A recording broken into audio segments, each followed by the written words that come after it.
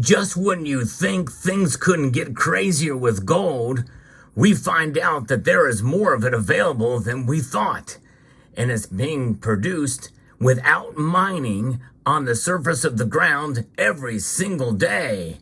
We'll talk about it and so much more as we explore.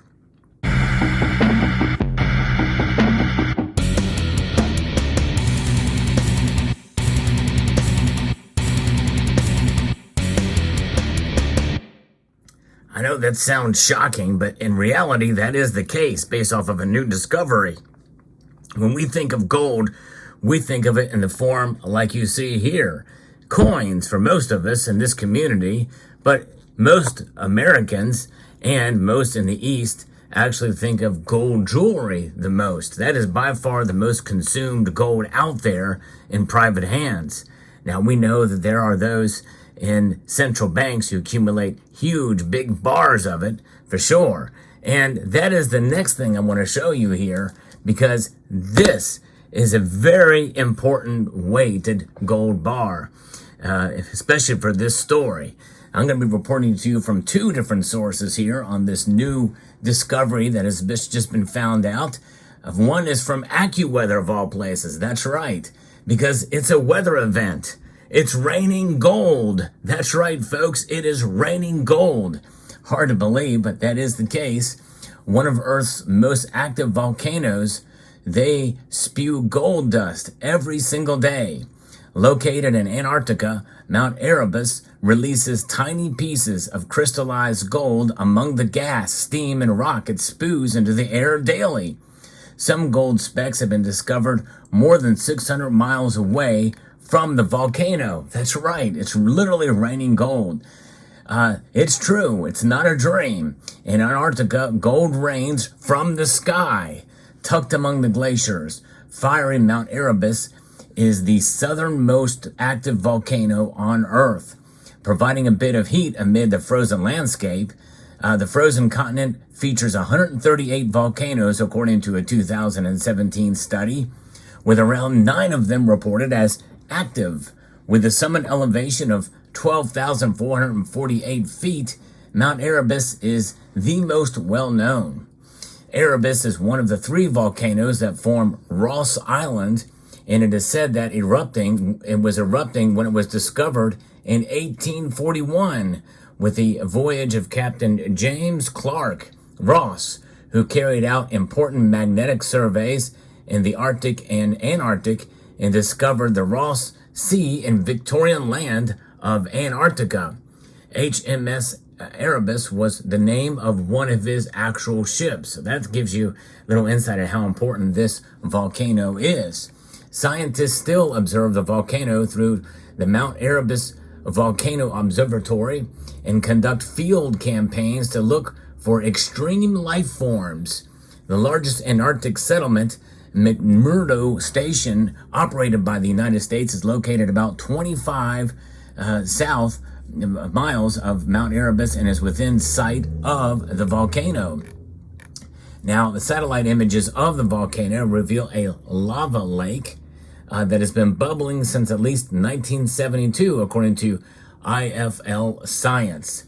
The volcano regularly pumps out plumes of gas and steam and has been known to eject boulders of partially molten rock known as volcanic bombs. Yeah, I would not want to be hit with one of those, that's for sure. But you would like to be hit with some of the gold rain that falls, and I'll tell you that here and I'll show you what that might look like here in a moment. While volcanic bombs are exciting, it's the burst of gas spraying tiny crystals of metallic gold that surprise scientists who estimated the volcanic spews around 80 grams of gold a day. That's worth about $6,000. Well, this is a 100-gram gold bar, and of course that's the closest thing I could find to being about the actual size, and that's about how much gold in one small little bar. And that being spread out 621 miles where this dust has settled here, and where it's been found, I think that tells us something. So how would you find this gold? Well, likely it would be specks smaller than what you see here.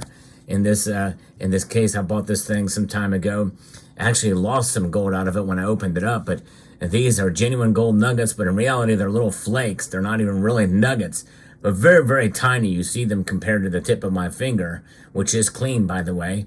And that gives you some indication as to how tiny these things are, and that even all of these here put together would weigh, probably maybe maybe not even a 20th of an ounce. That's for sure. Probably a 50th of an ounce. But all collected together, spread across 621 miles. Good luck getting it together, and especially if you can stand the cold, and then just getting it all together, traveling 621 miles, you'll spend a lot more money doing that, and you'll freeze probably to death.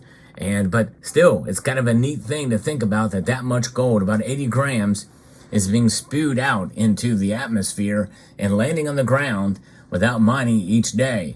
Now, the next piece I'm going to bring to you is from Kitco that gives a little different take on this. They say it's about $6,500 worth of gold being produced in the volcano every day.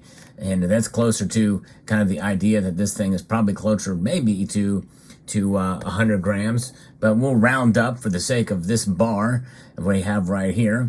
It is the tallest active volcano in the continent of Antarctica, and we talked about that. And Mount Erebus is named after the personification of darkness in Greek mythology. The most active of the three, the volcano has been erupting since 1972. It regularly pumps out powerful jets of gas and steam. Remarkably, science have discovered that these gaseous emissions also contain microscopic crystals of metallic gold measuring no larger than 20 micrometers each. So that gives you a better idea of how much gold is in each of the particles. And so much smaller than these, for sure. And then they go on to say here that they estimate that Mount Erebus spews about 2.8 ounces of pure gold over the course of the average day, worth a tidy $6,500 per today's ounces. This is 3.2, so maybe this is a little bit more. Maybe I'm hyperbolating a bit here, but that's all right. You get the idea. If I brought my 50-gram bar out here, it just wouldn't do it justice. But it means that Mount Erebus produces 1,022 ounces of gold per year. Can you imagine that? I'd be fine if I could find a way to collect it. No, it's not going to be the end of a rainbow, but if I could find a way to collect it with a bucket or something like that every day, I mean, a nice living to have 1,022 ounces of gold per year, would it not? And that would be a total of 52,122 ounces of gold since it became active in 1972. That would be worth over $121 million at the current spot price today. That's remarkable indeed. So think about that. It's raining gold, but you're going to need more than an umbrella in order to protect yourself trying to find it. While it would be convenient if Mount Erebus deposited its bounty of bullion on its slopes, this is unfortunately not the case. As we know, gold particles are blown as far away as 621 miles away from the volcano. Depending on the force of the gas jets and the direction of the wind, you have to be a meteorologist as well as cover a vast expanse of area in order to mine the gold. And then basically it means just taking a microscope and picking it up off the frozen tundra around you, or snow, or whatever it may be. So it could mean that 621 miles in any direction, with much of it falling into the Southern Ocean. So yeah, you also have to have a boat, and if you can pick through the ice or get it off the ice and into the water, then it would be fine. So it looks like Mount Erebus won't be displacing Nevada gold mines or any other gold mine for that matter anytime soon. But, I think you'd have a much better chance of mining gold out of the Grand Canyon, where some say there's vast expanses of gold in the Grand Canyon, than you would to be able to get it from Antarctica. But if you enjoy content like this, I do like to bring you the latest news and quirky stories like this. Well, I hope you will consider subscribing to the channel if you haven't done so already. And if you find value in the content I provide here, there's a little thumbs up button down here that if you press it, it'll light up like crazy. Well, maybe not like crazy, but it'll be a notable, vast celebration. And I appreciate it. It does help the channel. So there you have it. There's your news. But I tell you, as for me, I'm just going to have to just hold on to the gold I've got. And I think it's going to be cheaper for me just to buy an ounce of gold, even at today's high prices, and likely it's going to be in 1 ounce variety. It's way too expensive to buy one of these right now, that's for sure. And it was pricey to buy it even back then. Let me know what your thoughts are. What do you think about this story? I hope you found it informative, insightful, and educational. Would like to extend a multitude of gratitude to each and every one of you for taking the time to watch, and to encourage you to please rate, share, comment, and subscribe.